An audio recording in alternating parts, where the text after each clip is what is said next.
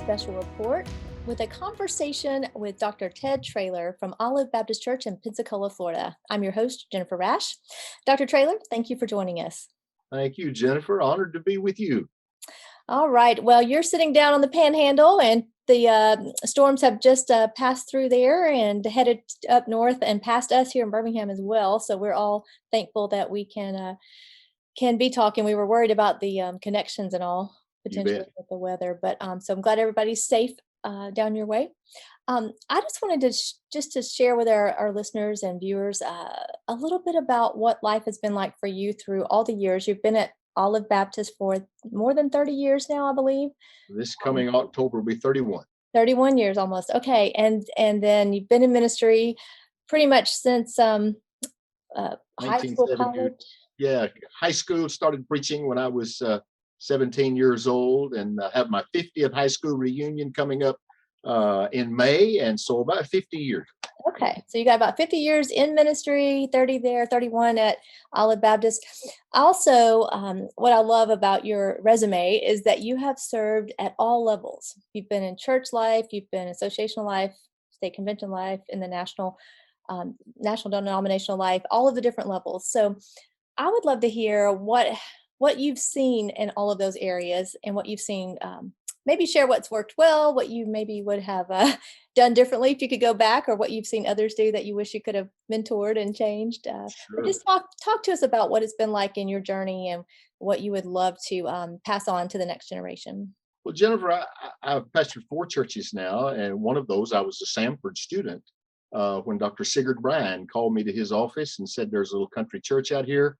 They've always had retired preachers, but they're looking for a younger man this time." And Okay. he sent me to New Lebanon Baptist Church out in the country by Odenville, Alabama. I went there as a single, married, was there 3.5 years before going on to Southwestern Seminary. Okay. Uh, that church was so good to me. They let me preach. They encouraged me. I certainly learned more from them than they ever learned from me. But we remain dear friends till this day.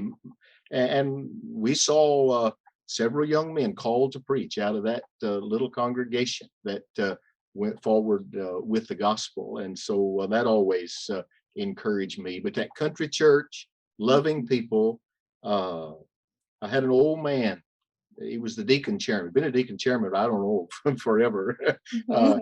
he sat on the front row, and every Sunday they'd take the offering, and he would count it as I started my sermon.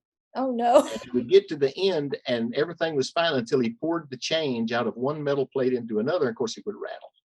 Well, I went to Brother Leonard, and it was my first lesson I ever learned in ministry. I went and asked him if there was another way to do that, rather than telling him Okay. that we're not going to do that anymore. If I'd have told him we weren't doing that, I wouldn't have been there probably anymore. But I Right. went and asked him, I said, "Is there another way?" He said, "Certainly, Pastor, we want to do it the way you want to." And I Mm, said, "Well, that's a little disturbing, quite honestly, but if we could find another way." And he said, "Well, certainly, I'd never even thought it was a problem." So I learned early on relations, your relationships with your people. I mean, there's a time when you have to take a stand. There's no doubt about it. And mhm. sometimes you lose people over that.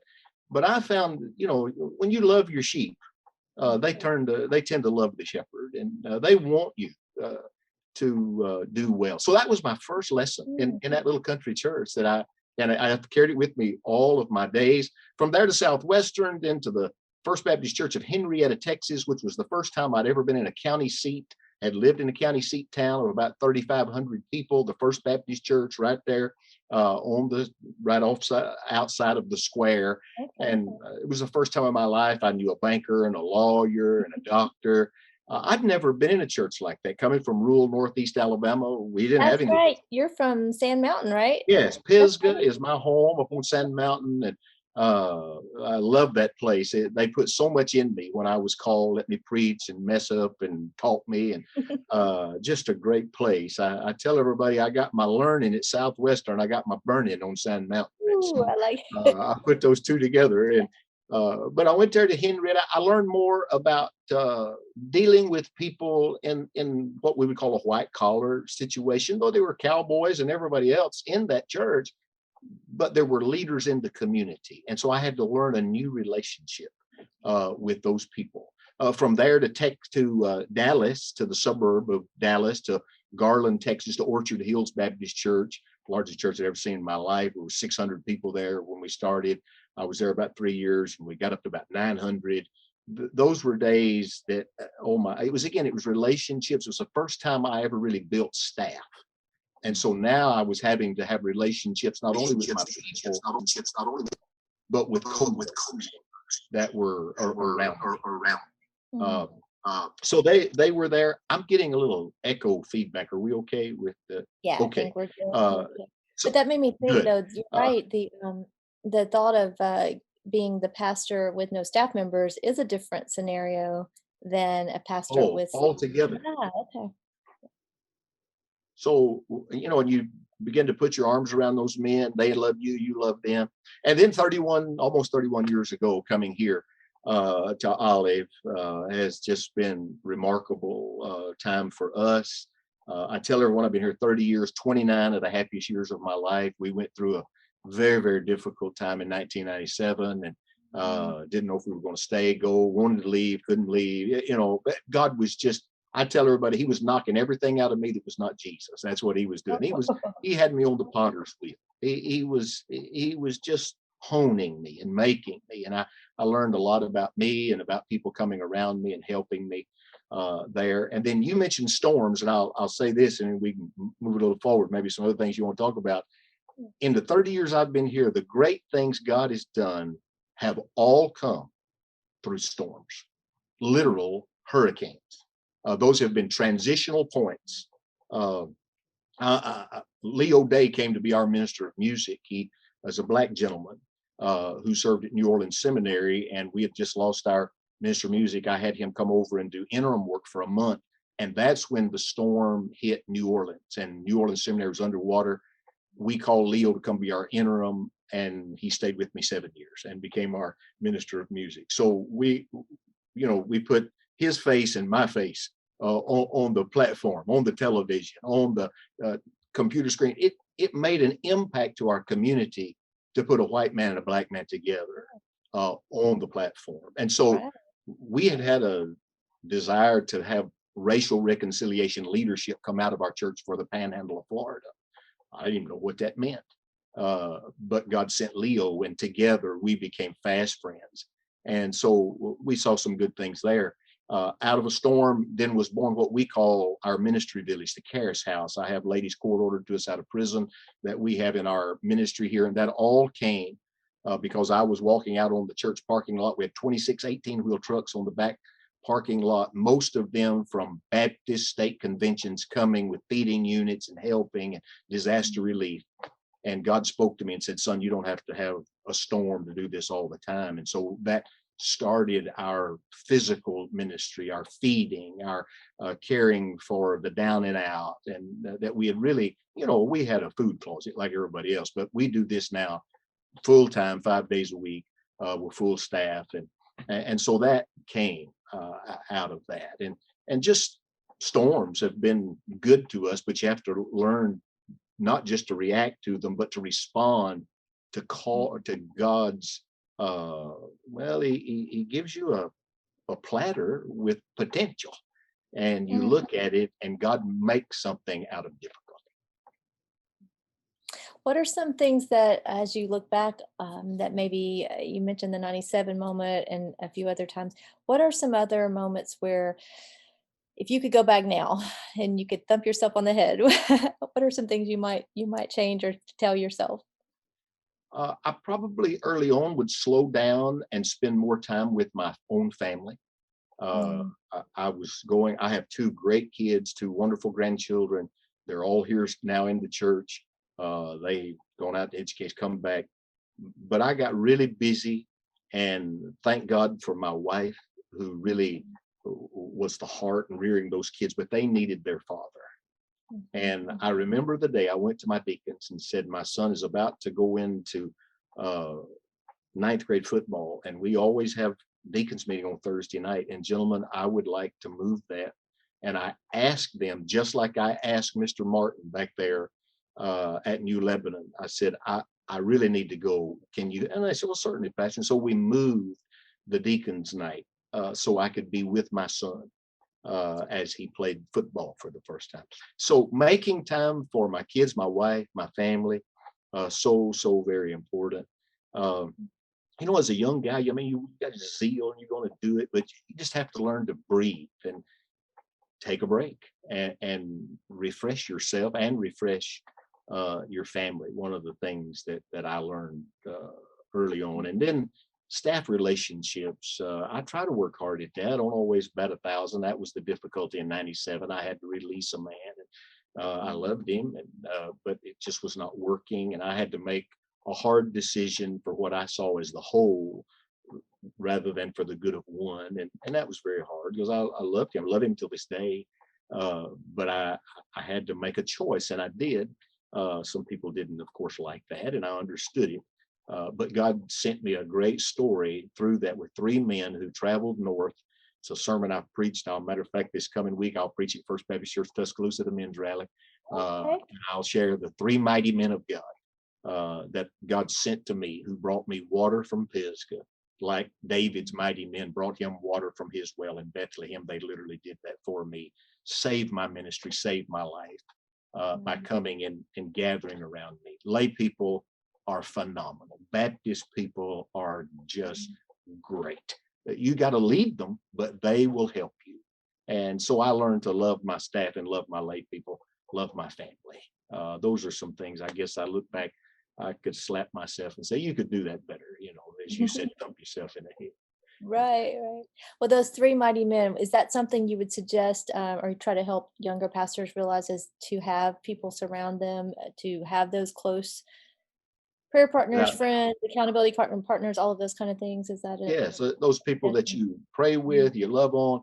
John Maxwell years ago talked about prayer partners. I still do it every Wednesday. My administrative assistant, Beth, sends out a prayer partner newsletter from me to hundreds of men in my church saying, this is what I'm doing the next 7 days. I ask you to pray for me about these items. Mhm. And last week I was preaching just south of Cincinnati at the Ark, one of the great, it was a great privilege to be there. And preached it that 40 days of gospel. Well, some of my people knew of it. They called me that morning, said, Pastor, praying for you this morning. No, it's a first time to be there. And so it connects them, especially in a larger church where you're not able to be connected all of the time. It gives that. So yes, those men are so important. And I tell people, I love every lady that's in our fellowship. I mean, because without them, we're dead in the water. I understand that. But if a church has not got godly men, you're never going to reach your community, in my opinion. Uh, you've got to reach those men, to reach the family, to reach the city. Thank God for men and women, but those men have got to help us go forward to reach into a strata that I just don't think anybody else can do. So we try to build those men, have a great ladies ministry as well, but we've got to reach those guys, and so spending time with them is very important. What are some of your secrets for reaching the men? Because I know that is a struggle for many churches. Well, I have a man on staff who is with me, who that's his assignment to help us with that. And so we do some things for them Right. that are what we think are manly.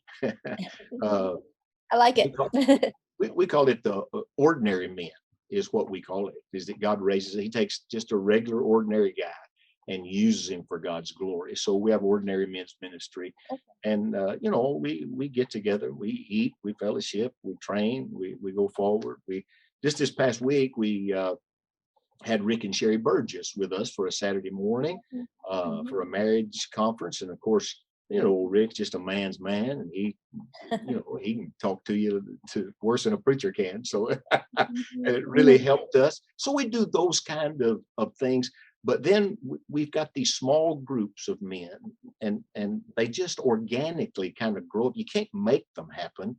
You got to have something in common. My own son-in-law meets with a group of guys that there's 4 or 5 of them, and they meet for breakfast, and they just get together, read the word, pray, and that's outside of their quote connection group, Sunday school class, or church, or deacons, or anything of that nature. But they're just these small groups of men that need that kind of fellowship, man on man, iron sharpening iron. And Mhm. those are some of the things that we do with our guys. Is it kind of a disciple making type scenario as well, doing life together, working through the word together, just Well, they do. that Some connection. of them are a little more Bible centered, some are a little more fellowship centered, and a Okay, lot of that depends on who those guys are and what the needs are of their life. And sometimes right, they'll switch and then spin off, and all three or four of them go get other guys. And as they right. feel comfortable, then they'll go get some others and begin to meet with them. They don't all multiply; some die, but it was Okay. just for a season. And but we turn those men loose to do that. Good, good. You mentioned the other community outreach that you all are doing with the shelter and the food and the helping the community. Tell us about that and how do you keep that? How do you sustain that and keep volunteers motivated and just keep the trust going in the community? Right here in my office where I sit, for years, a lady would come. She would come every year, and she would tell me, she said, "Pastor, we need to do more. We need a social worker on our staff team." And I just kind of nodded, "Thank you." But I wasn't going to do that. I mean, I was just, I wasn't going there. But she asked me one day, I'll never forget it, Jennifer. She looked right and she said, "Pastor, have you ever read Genesis 20? I mean, Matthew 25?" I said, "Well, yeah, I've read it many times." She said, "You don't act like you've read it."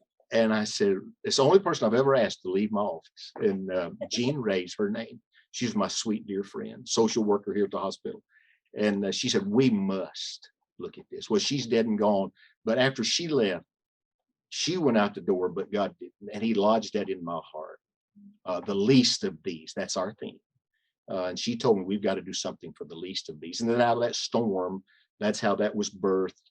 And so we just started, and all I knew to do, we had an old house on the backside of the property, and we took it and said, if God will send us, I did a survey, and we found there were a lot of things for men, Hmm. shelter, but nothing for women. And so we Mm. started what I call the Charis House, grace in the Greek New Testament, the Charis House. And Mhm. so these ladies come to us, and we feed them, clothe them, shelter them for a year and a half, and train them, disciple them. And then we put them in a phase 2 program. They stay with us, they can get jobs then. And we've had, I don't know, probably 70 ladies through the years that have gone through that program with us. Then in addition to that, we do the an offering every year that we call Keep the Lights On. We use it all for electrical bills and that kind of thing. We do it on Christmas Eve, use it throughout the year. A few years ago, I spun the ministry off and started its own 501, and called the Ministry Village at Olive. I appoint the board, but they run it, and they have some fundraisers. Not being a quote church, but a 501, they can do some things for fundraising. Still, the bulk of the money comes through our budget and through people who give, and then at end of life, wills and those kind of things. Uh, so they keep a battery of workers going out there and helping folks and loving people. And in addition to that, we've started a counseling ministry that's a part of it, and then we have what's called the Health and Hope Clinic that is on our property. We do not run it, but we provide the building for low income health care, or for people that are below the poverty line. That we can give Mhm. health care to. We have doctors and nurses that volunteer in there. So, and now we've just started there's a daycare portion with that, people for their children. So we call it the Ministry Village, and it is a village out there on the backside of our property. That's fantastic, and I'm guessing the community really responds well. It's been good. I'll have people that will respond to that. When they won't respond to a fundamental Baptist preacher, they like people that get their hands dirty and helping people. That's what we're supposed to be for the least of these, and putting those two things together with strong Bible theology and a helping hand of reaching folks. Yeah, yeah. And you mentioned the race relations and the different things going on there. How is that today? What is it like Well, for it's you? it's good. We're in the Panhandle of Florida. I mean, this is a predominantly white middle income, but I have great friends that pastor churches that are predominantly African American here in town.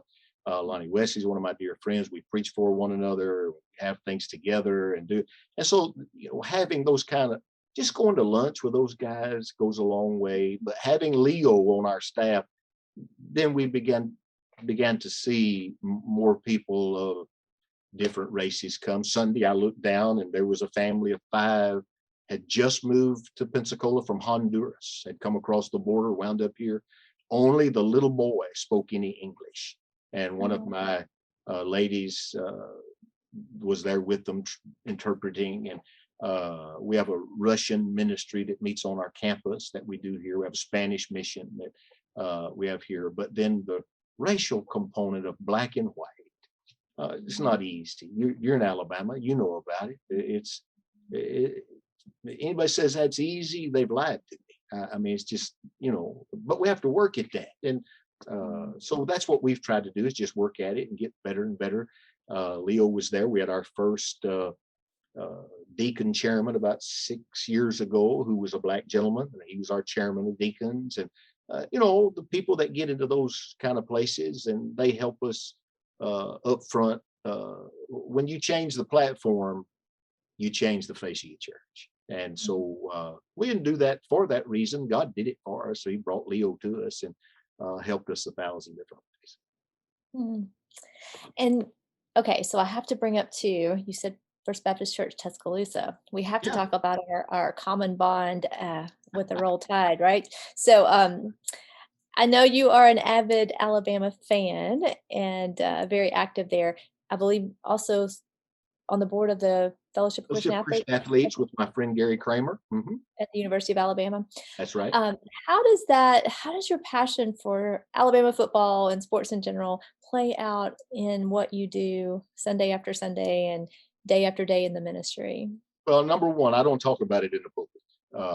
If you want to talk to me about Alabama football, I'm more than glad to talk to you. I have an opinion. I'm going to the games and that kind of thing, but I don't bring that to. I may illustrate with it every now and then, but not very often at all. And I'm sitting here in Gator Country and Florida State. Just buried our good friend Bobby Bowden, and I talked to Coach Bowden just a few weeks ago. And great guys preached here in our church, and Mm, a lot of LSU people. Closest campus to Pensacola is LSU. It's 4 states away, but in mileage, it's the closest place to us, right at the interesting. same as FSU. But I enjoy sports. I played in high school 2 years of junior college basketball, and so I love athletics. I bring it to the way I do. I always wanted to coach. That was my dream until God called me, and I often say I put down my whistle and picked up a Bible. That's what I do. But I've been coaching this church. That's what I do. That's the way I do my staff and everything else. And I love going to the games. I was never able to do that very much until I moved here, and I have a dear friend that has a place in Tuscaloosa, and we drive up on Friday, or he drives. He does all the driving. Whatever time the game is, we get in the car and I sleep. He drives me home. I get home 3 o'clock in the morning. I preach on Sunday morning. So That's uh, fantastic. so that's the way we do it. The older I get, the little tougher it is. But they've been good to me, and the church allows it. And it's kind of my recreation. It's a getaway. Yeah. Every Saturday morning, I'm in Tuscaloosa. They play 8 games, 7 this year on the campus, and I'll be there for 5, 6, maybe all of them. But every Saturday morning, I walk that campus and I pray for revival. And I go to the top step of the old law building and I look out over uh, where Denny Chimes is, and I sit there and I pray, oh God, raise up somebody on this campus. I pray for Auburn's campus. I pray for West Florida here. And I just pray, oh God, see, I'm a product of the Jesus movement. And it Okay. happened for me. And I'm praying to see it happen again before I die. And so I walk that campus and pray. And I have some people up there that I know, and they see me walk in and they pray with me, and they're my good friends. And yeah, it's a big part. I love that. I loved Alabama football. I've been there when we was losing, and I've been there when we're winning, and just enjoy it. And but again, it's the competitive deal. I like that. It's kind of part of who I am, I Right, and I can see how the coach could play out into your role, the coaching guess. mentality and what you're doing. Indeed. Well, in the last few minutes, share with us what how you would encourage other pastors to be involved at the associational level, state convention level, national level. What you've seen through the years that's worked well and maybe didn't work so well. Sure. Well, I have been the moderator of our association here. I serve on a committee in our association from time to time. I've been the state convention president of Florida, served on the board, and was on the North American Mission Board and their trustee. I've been the first vice president and been the president of the pastors conference. I've been involved in all levels at times of our denomination. I love it. It's been so good to me way back to Samford days when Alabama Baptist helped pay my way through school. I'm grateful to God for that. And I've always said, I mean, it's a cliche, Jennifer, but it's true. We can do more together than we can do apart. No matter how large your church is, you can still do more together than you can do separate. Now it's harder because we're hard-headed, knuckle-headed Baptists. I mean, getting us together and doing together is not easy, but that's why we came together, for the propagation of the gospel. And so being involved, I have dear friends in our association, and if you want to do something to reach your region, you need those other churches, and they need Mhm. you, and you need them. And building those relationships outside of the ask, that's the important part. You can't build those relationships when you go asking, okay, come join me. No, you got to build the relationship. And then when the time comes that the crisis is there, or the associational revival, or whatever is something you need to stand with or for, uh, then you can make the ask if you've got the relational issue there. So that works in the local association, works in your state convention. Tommy Green's my dear friend. I was part of the search team that brought him to the executive seat in Florida. Mhm. And it's my good friend Ronnie Floyd. I probably don't have a better friend in Southern Baptist life than Ronnie. I talked to him yesterday. He's in California today planning the Anaheim convention, and I've been praying for him. He's going through such a tough. Mhm. Never seen our Southern Baptist convention more. I guess divided is the right word. Mean spirited and all of that. This thing right here gets us in more trouble than everybody's got a voice and you're saying stuff. Uh, but I just love those guys because of Mhm. what we do. We're reaching the world. This mess that's going on in Afghanistan right now. We'll have some things on the ground that we're able to do. Send relief will help us do things that none of us could do by ourselves. And so that's why we're heart deep. That's why we give what we give through the cooperative program. And I try to throw that out there. This is not to blow your horn, but we lead the state in Florida the last couple of years in dollars given. But somebody has to do that. So, we're just trying to say it's worth it. I'm not Mhm. pulling back. I'm trying to do more because, again, we can do more together than we ever do separate. And that's why I'm in it. And I believe in my denomination, my convention. Yeah, I'm like everybody else. I have things I agree with, disagree with. That's all right. We'll be fine. And we're going to go together. How would you encourage the ones out there who are maybe a little discouraged by what you referenced with the division right now and the just the back and forth? How would you encourage them to stay connected and still hold on while everything's a little bit frustrating? Yeah, well, it's relationships. Stay by the stuff. Go to the meetings. Voice your opinion. It's fine. And then go back and go visit somebody in the hospital. Go win somebody to Jesus. You'll get over your angst of what a Baptist is if you go back and do real ministry, uh, because that's not the real deal. You go to a meeting and argue about those things. Go back and just get your hands dirty. Local church. Hold hands with others and go forward. But speak your opinion. Do it. Get involved. That's what I've done through the years. I'm old enough to remember when I was on the outside as a young, what Adrian Rogers used to call, I was a young foot soldier. That's what he called us. We were nothing, but we were going to the meetings when we believed the convention needed to turn from a more liberal way to a more conservative way. And it turned into conservative resurgence, not because we got mad and left, but because we got with it and stayed. And so if change needs to come, you don't change Baptists in a hurry. It doesn't change quickly. Didn't then, won't now. But that change comes when you stay by the stuff and you have a voice, and that people have confidence in you. So you stay, you go, you pray, you're sweet, you speak your mind, and but don't be contrarian about everything. And love one another is what you do. So I'm in it Well, till I die, unless it blows up. I can go do something else. But you know, Dr. Rogers told us a long time ago. He said the Southern Baptist Convention doesn't have to last. He said, it doesn't have to last. He can go away. He said, Bellevue Church doesn't have to. He said, but Jesus has to last. Well, that's me. Olive doesn't have to be here. And Southern Baptist Convention doesn't have to be here, but Jesus will be here. And we'll stay with him. And he'll get us together and take us where we need to go. I believe there's some great days ahead of us in our convention. I really do. Yeah, that makes sense. One of the things you were talking about, how you will share your opinion and then work through it and that kind of thing. Um, One thing that you did this summer at the annual meeting was present a motion to consider. I'm trying to remember how you said it. Eliminate the Committee on Resolutions from our That's world, right. Mhm. and so that's a whole nother topic, and we'll get into that sometime. But I'm just curious, what is it like to know that your motion's about to be considered by the SBC Executive Committee, and then whichever way they go, how do you respond?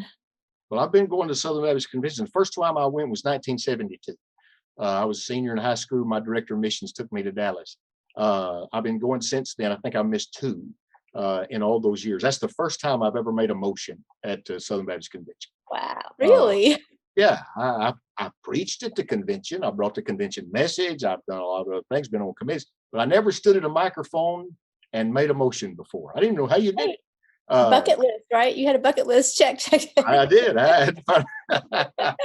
But I had it written out and just read that. Uh, the resolutions have, number one, they're non-binding. They don't commit us to anything. It's just a statement of that convention together. But Mhm. I believe in the last 5 years, there's been so much rancor in the resolutions that they have gotten us down side roads. That's my opinion. I believe the resolutions process has taken our focus off the main thing, and that's the propagation of the gospel around the world and across the nation. That's why we formed the Southern Baptist Convention all those many years ago in 1845.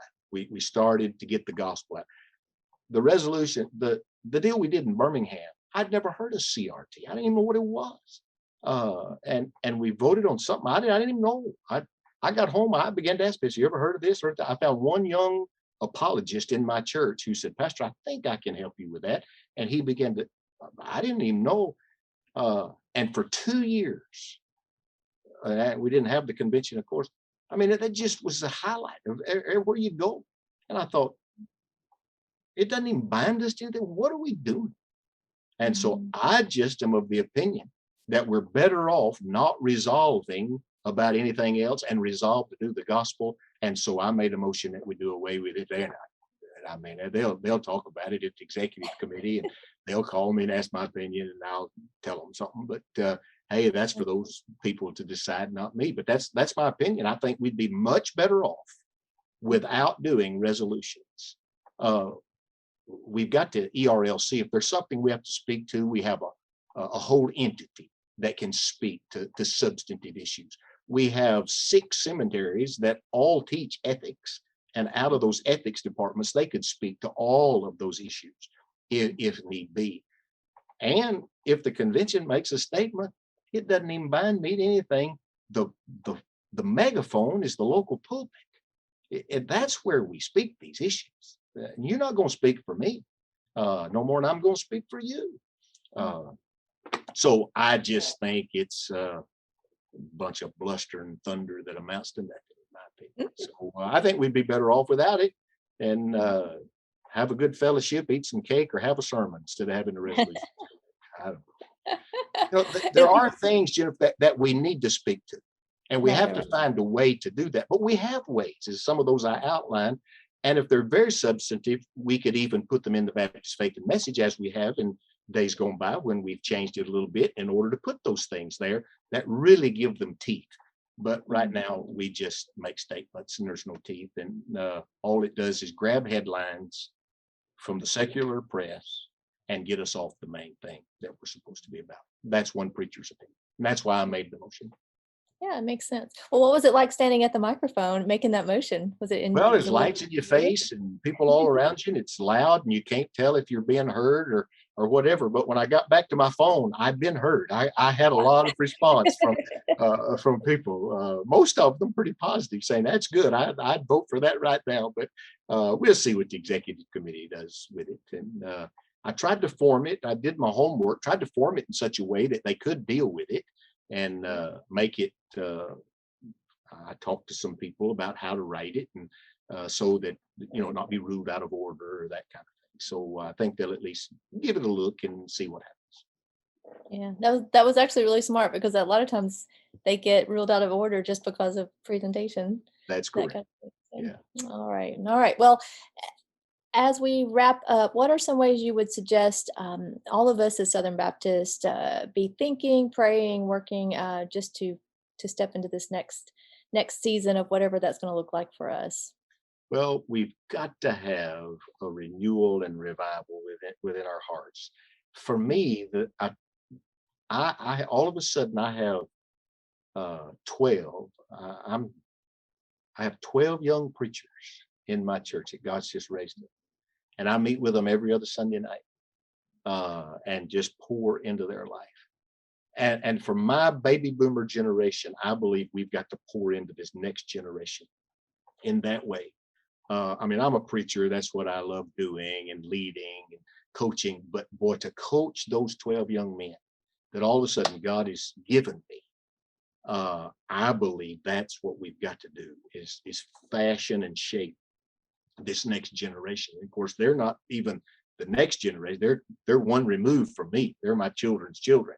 Uh, so I think pouring into them, pastors, will be so important in days to come. And then speaking out to these issues. And I wanted to say to you, thank you for what you're doing with your new paper that has a voice and will get traction because Mhm. there's not much print out there anymore, black ink on white paper. Right. Most of it, of course, online. But you have taken you and Alabama Baptist now with this Baptist paper.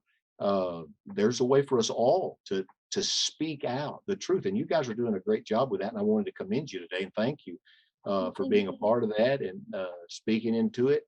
And that's the kind of thing we got to do is use our mind, our heart, use the word, and come forward with truth and pray for God sent revival in our world. It's the only hope we've got, and we've Mm. got to do it. And together we can. Well, Dr. Traylor, thank you. Thank you for your time and thank you for sharing. You bet. Thank you. I'll look forward to being with you again.